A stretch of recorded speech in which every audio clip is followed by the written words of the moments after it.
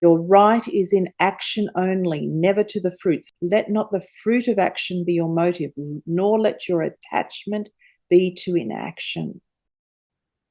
So don't be attached to inaction. Don't be attached to not putting in any effort. We must put in effort. This is what he's saying here. We have to put in effort, but then don't be attached to the fruits of your efforts, right? Don't be attached to the outcome. People generally are attached to the results. They want results. They are motivated by results. They want something out of what it is that they're doing.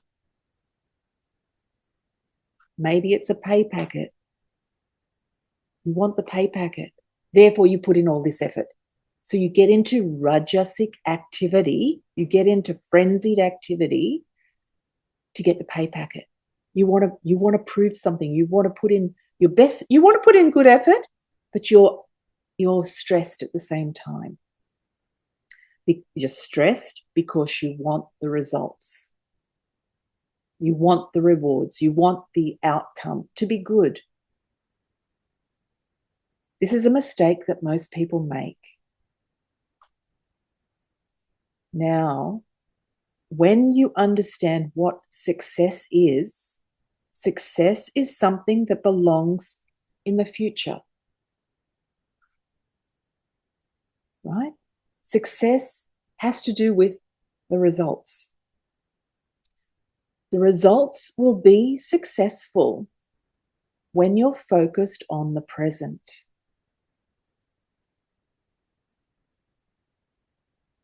You don't have to worry about happiness and success. They will come as a result of you focusing on the present. You know, people who chase success, people who chase happiness, never find it. They find that they're always chasing. They're always running after happiness or success. They never find it. They're too busy chasing.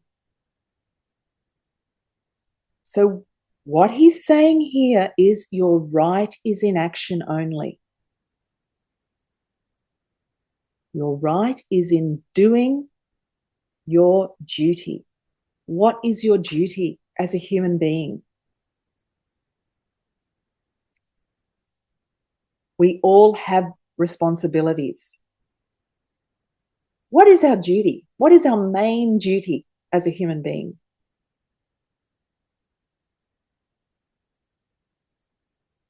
You can unmute yourself if you have an answer to this question. Let's put it another way. What is the purpose of your existence? I am, Meredith. I was just reading this quote by George Bernard Shaw, which I always loved. And he says, this is the true joy in life, the being used for a purpose recognized by yourself as a mighty one, the being thoroughly worn out before you are thrown on the scrap heap, the being a force of nature instead of a feverish little clod of ailments and grievances, complaining that the world will not devote itself to making you happy. I've always loved that quote. That is beautiful. Please send it to me. Okay. Yeah. Quote. Just text it to me. I love that. And that is the truth.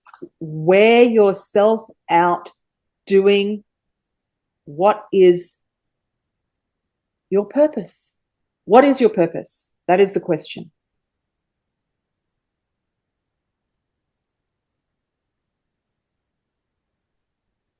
We have one purpose. I've been thinking about this for years. What is our purpose? What is the purpose of being a human being?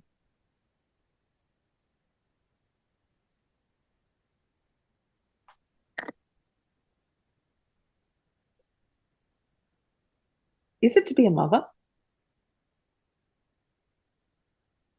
Is that our purpose? Yeah, I mean, you could say it's to find joy and purpose. It's the purpose of being, to find joy and purposeful life.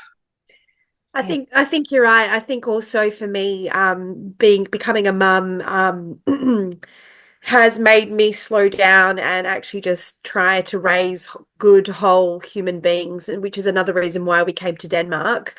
But yeah, just to be a kind, compassionate, caring human, really. That's my purpose anyway.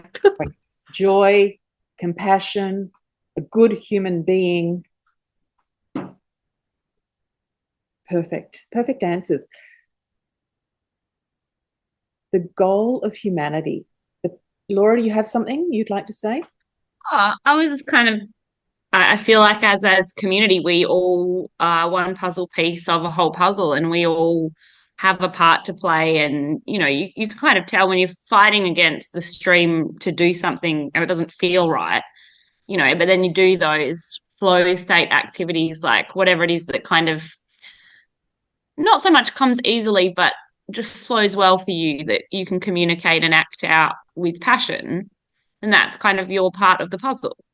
Perfect. I love that. We're all part of I actually like to say we're all spokes in the wheel of life. Same thing. We're all part of a puzzle. We're all spokes in a wheel. We have a role to play. Our role, we must perform our roles. We all have various roles, actually. We must perform our roles to the best of our ability and just keep moving, keep rolling with our roles. But what I've come to understand is that the purpose of human existence, we have but one purpose, and that is to realize who we really are. If each one of us took this up as our main duty in life, our main purpose, to realize who we truly are, then we will be on the spiritual path 100%. And we will find joy, we will find compassion, we will find kindness, we will find clarity, we will find calm, we will find everything that we are looking for in life by having this one purpose, to realize who we really are. And then we have to question, well, who am I? That's the big question. Who am I? I'm not this body, because it's constantly changing. When we reach a certain age, we realize how quickly it's changing. The body is constantly changing. Therefore, we are not the body. The mind, our mind, and all its emotions, constantly changing. Our thoughts are constantly changing. So we are not this physical body. We are not this emotional mind. We are not this rational intellect. Then who are we?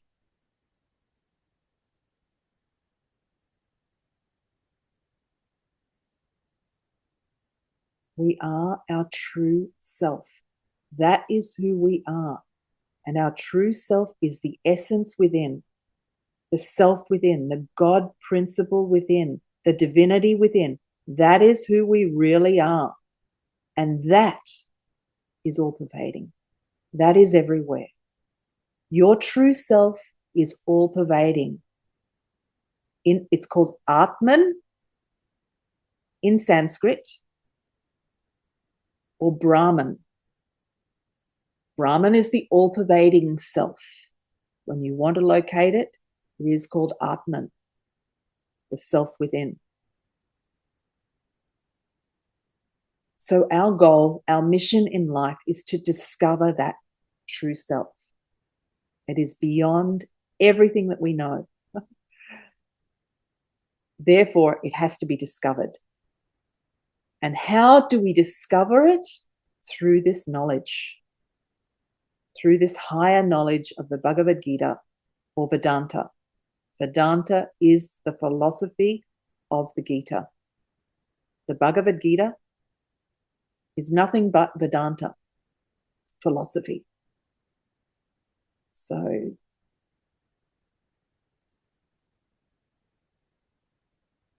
that is our purpose. Therefore, our duty is anything that takes us towards realizing our purpose in life. So this becomes sattvic action. We are no longer worried about what we've done in the past. We're no longer concerned or anxious about what we have to do in the future.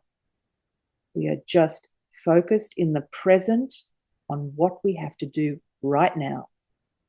Because when we are focused on what we have to do right now, when we are focused on the cause, the effect will be success.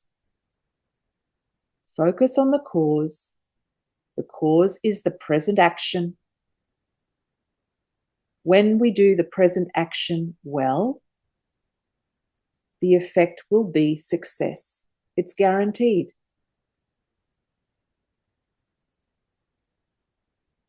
But when we shift our focus to the future and focus on success,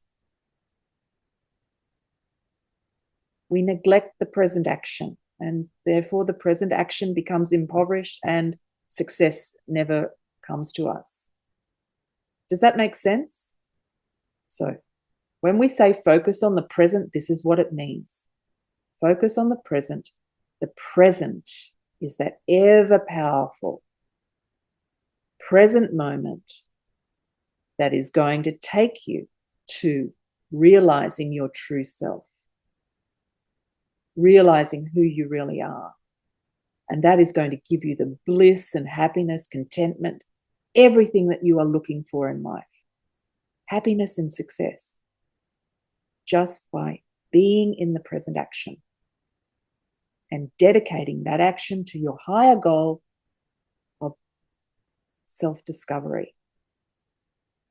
Capital S, self-discovery. Not this small self. It's got nothing to do with this limited, small ego that we have dedicated years to believing that this is who I am. We've dedicated years, but we are not that. We are not this.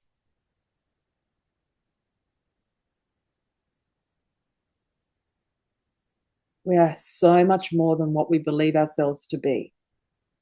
We are the divine self. We are the true divine self. That is who we really are. We've got nothing to do with anything in this world. And when we have that level of detachment from the world, we can enjoy everything. We can enjoy our families, we can enjoy our community, we can enjoy all sorts of different experiences. Every experience we will enjoy because we will be in the present, and that present moment is dedicated to our goal of realizing who we are, our purpose of realizing who we are. So this present moment becomes almighty, becomes all powerful. Nothing else matters. If your mind should slip into the future and start becoming anxious about what needs to be done, quickly bring it back to the present.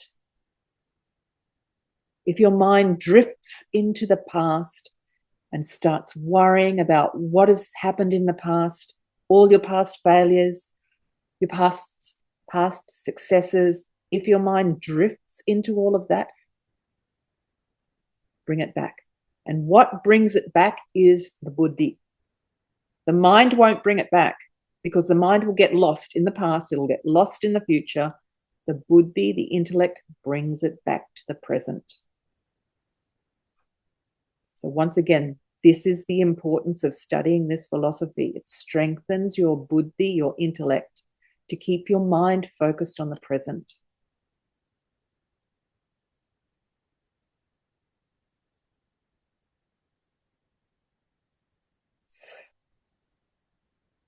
So if there are any questions, feel free to ask.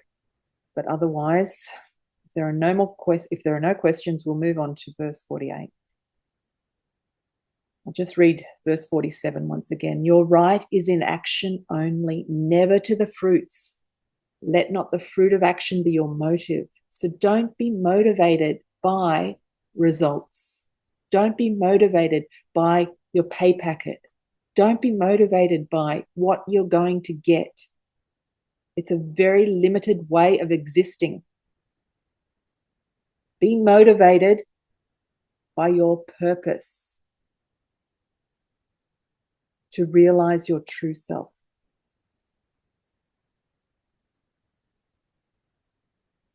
Let that be your motive.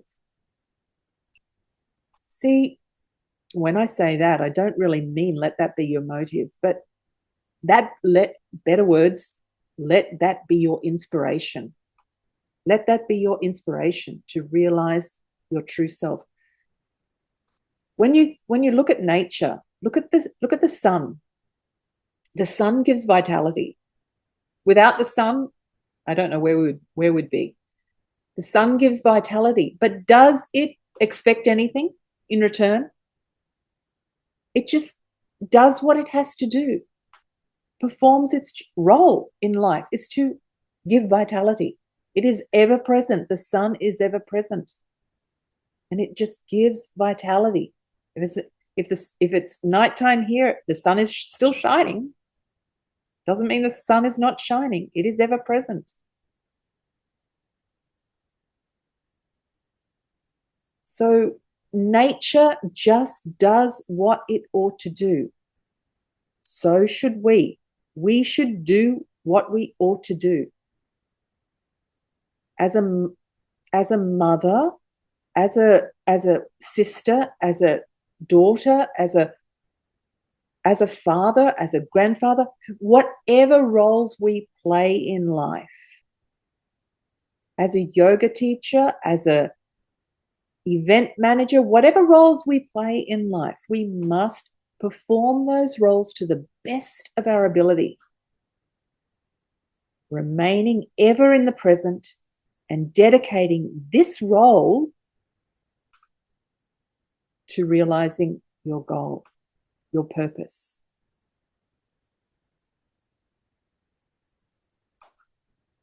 That is what this is all about for me.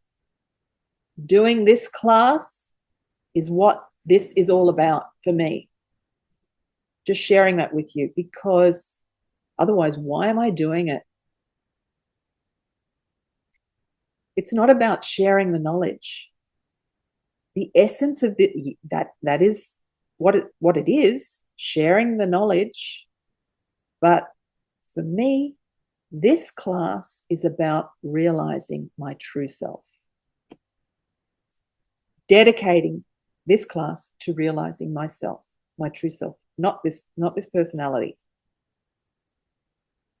Beyond this personality. Then it becomes something. It becomes worth doing. It becomes my duty. So this is what the whole of the Gita is about, performing your duty in life, performing right action. Arjuna is a warrior and he's collapsed on the battlefield. He's not doing what he's meant to be doing. He's meant to be out there fighting a battle, the battle of negativity,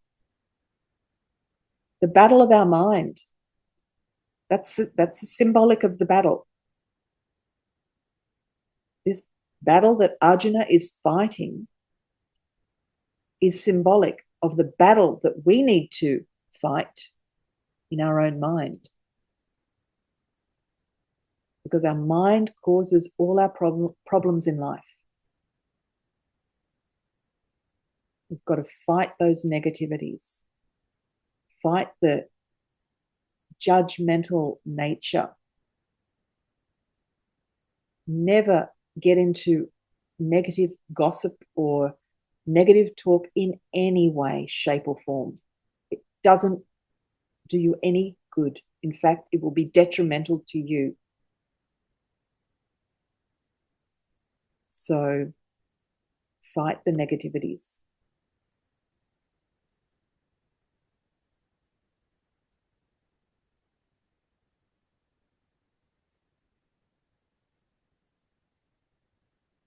Okay, are there any questions on that?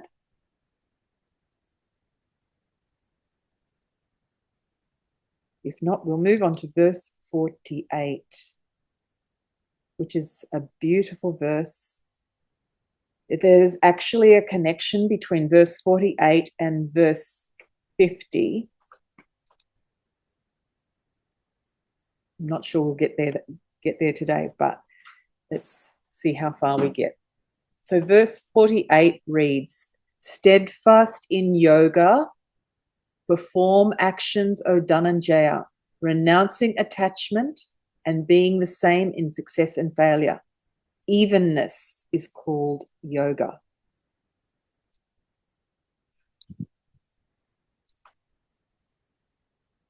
So steadfast in yoga, perform actions, O Dhananjaya. Dhananjaya is a name of Arjuna.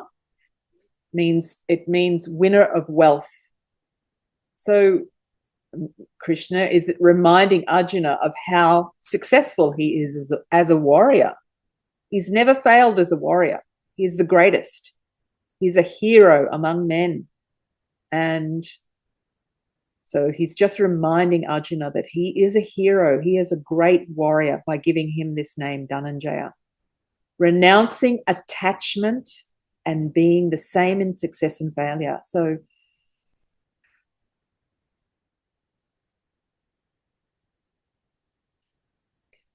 Krishna's advice to Arjuna is to be steadfast in yoga.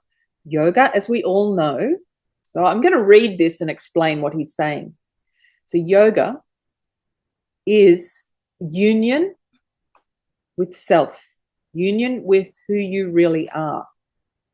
That is the meaning of yoga. It means to unite.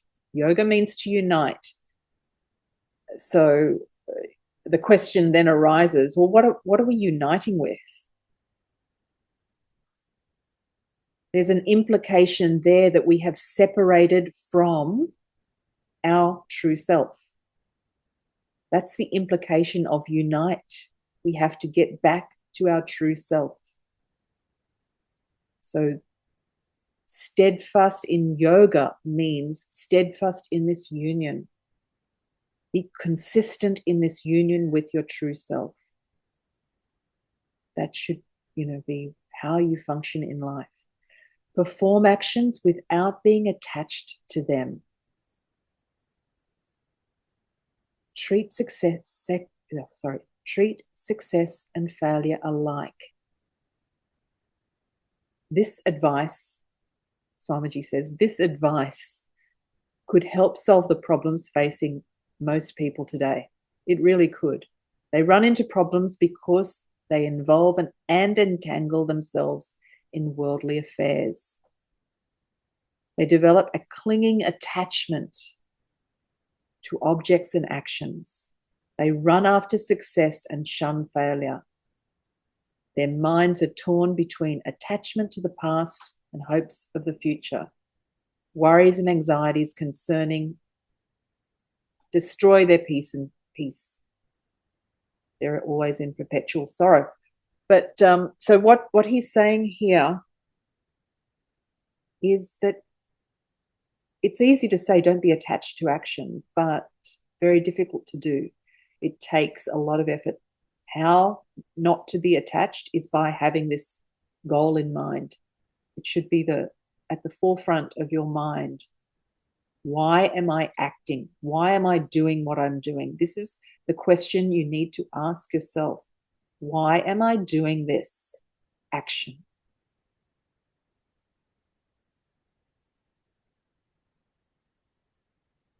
The answer should be you are doing it to realize yourself, realize your true self. That should be the answer. If you're doing any action for selfish reasons, then you have to analyze the action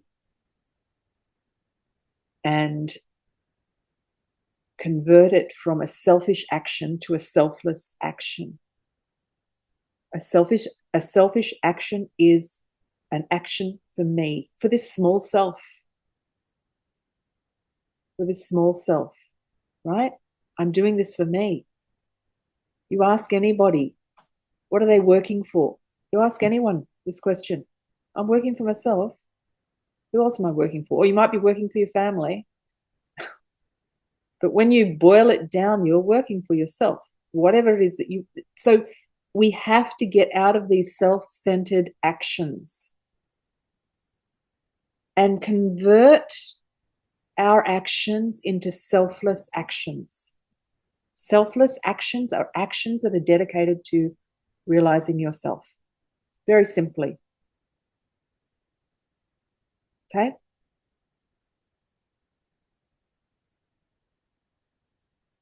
Actions that are dedicated to self-realization.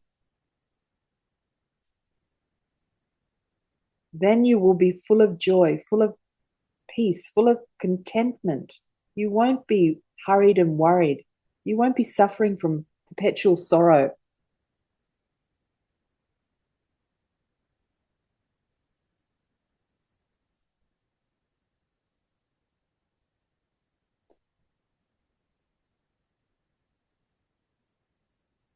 The sorrow that comes from attachment.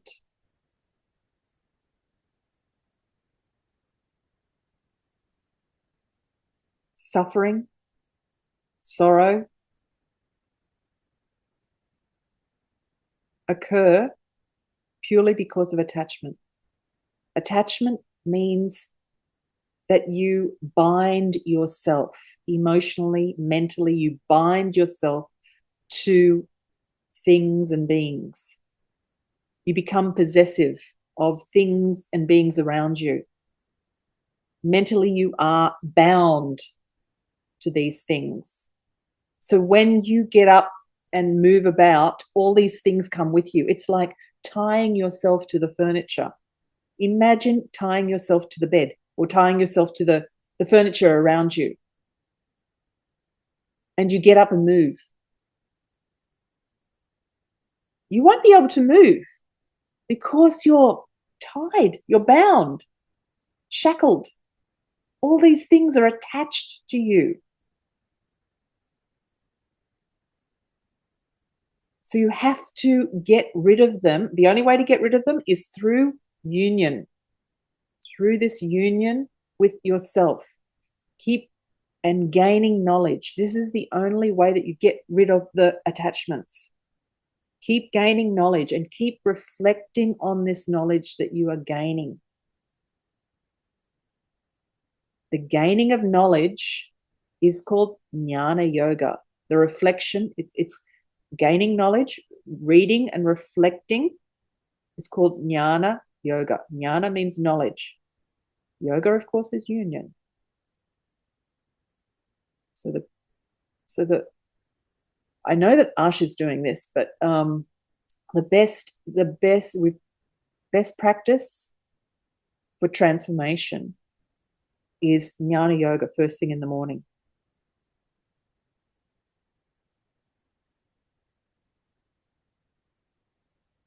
So that means getting up a little bit earlier than you're used to getting up and taking in a little bit of knowledge, just as we're doing in this 1 hour session, taking in a little bit of knowledge and reflecting on the knowledge that you are taking in.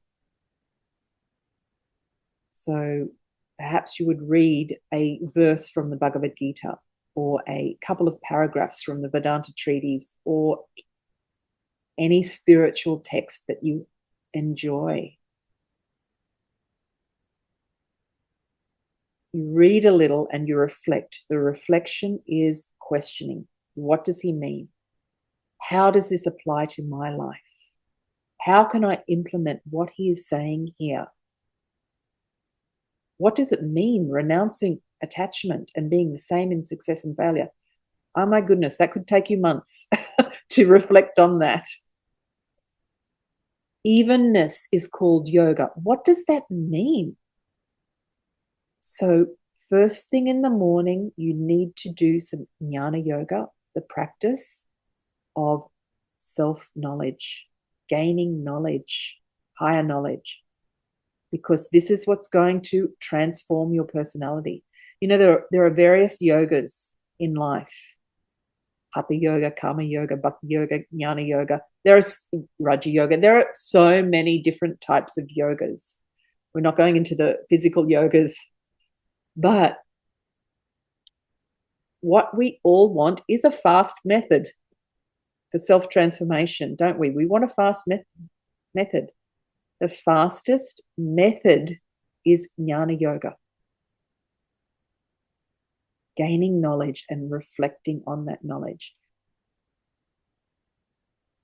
Because it changes your state of mind. It changes your mind from being overly active to being calm, to being detached, to being composed. That's the power of knowledge.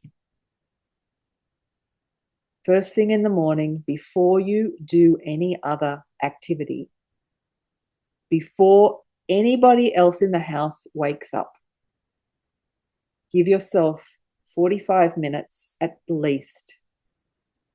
You can make it less if you have to, but 45 minutes, you have to an hour. You have that time to yourself. You know, many people, they complain that they don't have enough time for themselves. You have to create that time, and the best time for transformation is first thing in the morning, preferably between 4 and 6 a.m. So if you have Laura, if you have a 6 a.m. class, I don't know if have you seen this book? No. Oh, it's pretty much exactly what you're talking about right now. It's been great. Yeah. It's the miracles of the morning study. It's transformational. So that's why the spiritual time of the day is between 4 and 6 a.m. It's called Brahma Muhurta. And between 4 and 6 a.m. This is the sattvic time of the day, since we're talking about tamas, rajas, and sattva. Sattva manifests between 4 and 6 a.m. This is when the mind is relatively calm and composed. This is when you can take in knowledge and reflect on it. At 6 a.m., rajas comes and takes over. This is when the mind becomes active. You start thinking about all the things that you've got to do through the day. You start your to-do list. All those things that you've got to do, mind is active. From 6 a.m. to 6 p.m., the mind is active. Then from 6 p.m., tamas creeps in. Tamas manifests 6 p.m. till 4 a.m. That's the time when you sleep. That's the time when you might indulge in life.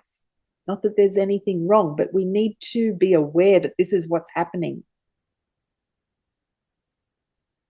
That's when you might take a drink in the evening. You don't take a drink at 4 a.m. in the morning, because that's a sattvic time. That's the time for you to develop yourself. But you might in the evening, and there's nothing wrong with that, as long as you're aware of what it is that you're doing. So just as in nature, tamas manifests from 6 p.m. to 4 a.m.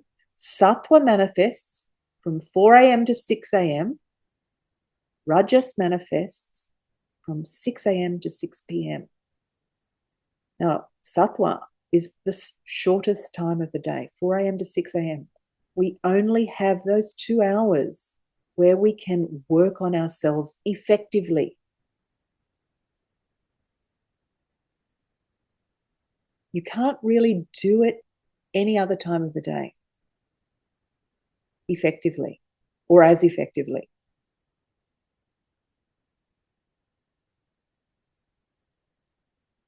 Give it a try, see how you go. Start tomorrow morning. Tonight, get yourself ready. Find a quiet place in your home, away from anybody else. Set yourself up, maybe at a coffee table, or you could even choose the kitchen table. set yourself up the night before with the book that you're going to read. Have a light, just a single light, not the above lights, a single light that is enough for you to read. So like a desk lamp. And have your tea ready to make. Make yourself a cup of tea in the morning. Have your tea there with you. Have your book open, notepad and pen, and start reading a little. Question a lot. Write the questions down. Write your answers down. And proceed with reading and reflecting. The percentage is 20% reading, 80% reflection. So that's should give you an indication of how much you should read. We say that because otherwise people just read volumes and volumes and nothing sinks in. We want it to sink in. We want to transform the personality. So it's through the reflection, the contemplation, that you transform your personality. So it's a meditative practice. This beautiful practice in the morning is a meditative practice of jnana yoga. I'd like you to start it tomorrow morning. Don't kick yourself if you don't.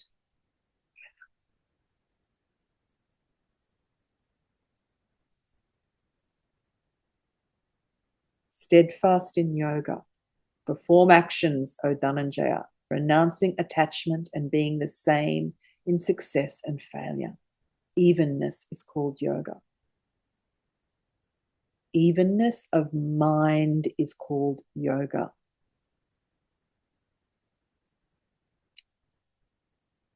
Just read you a small section of what Swamiji has written here.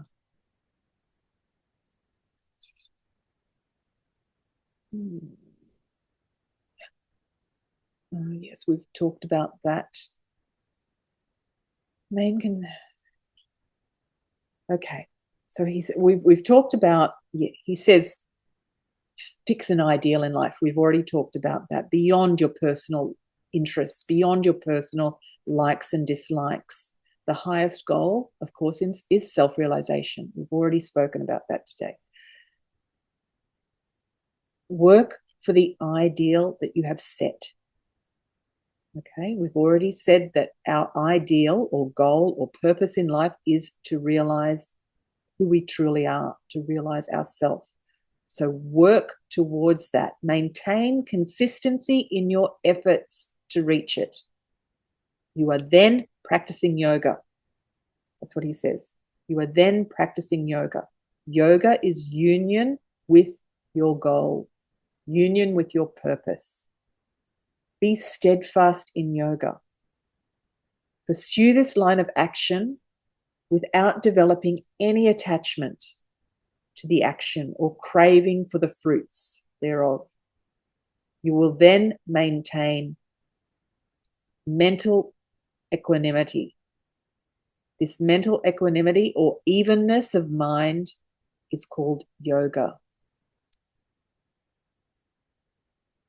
Evenness of mind. So you're not concerned about what the results will be. You're not concerned about success or failure.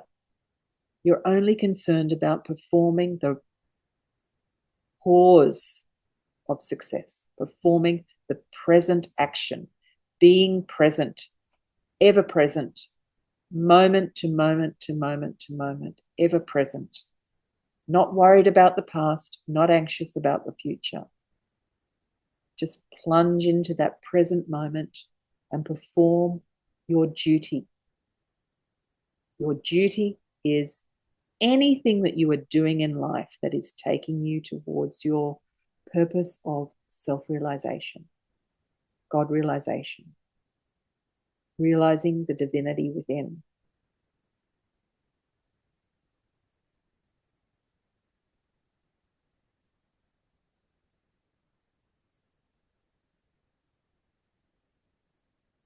Okay. Goodness, time has flown. So, any questions?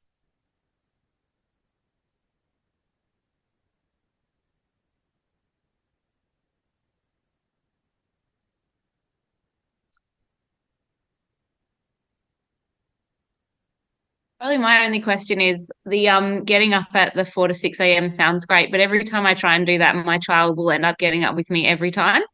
Um, so is there a way that he can be included, or because I just get disheartened because I start to set my alarm earlier and he'll just come and sit on my lap and ask me to do something else.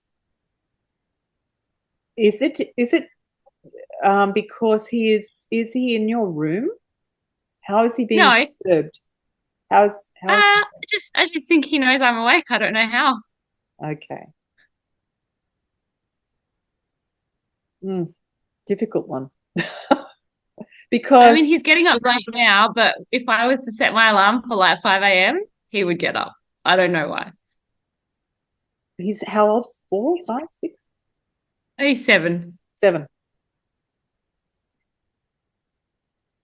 Well, this could be the perfect time for him, Laura. He what you could do, if this is the case, now you must understand that this is an individual study. But if this is your situation, then embrace it. Embrace the situation.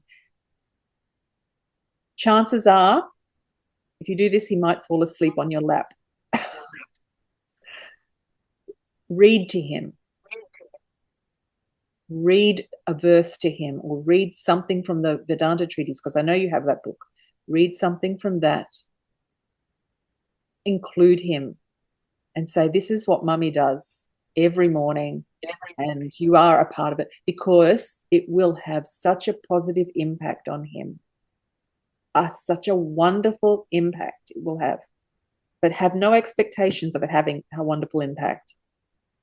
Chances are he will meditate with me. Well, then he if will. I put music on, he'll sit there with me. Well, then he must do this with you. If he is awake and he's pulling you away, say, this is what we're going to do for the next 15 minutes. Just give it 15 minutes and just read a passage, and then ask him questions and see how you go with that. Let me know how you go. I'll give it a go. If you can, let me know how you go, and you can always contact me, okay? You know my number. And we can chat about it. I think it would be important for you and for, what's your little boy's name? Felix. Felix. It will help tremendously. The knowledge he may not understand, but kids are so impressionable at that age, and it will have some effect. I believe could have a profound effect.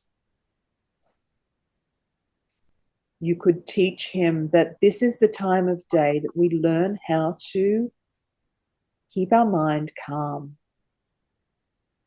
It's like when mummy is practicing meditation.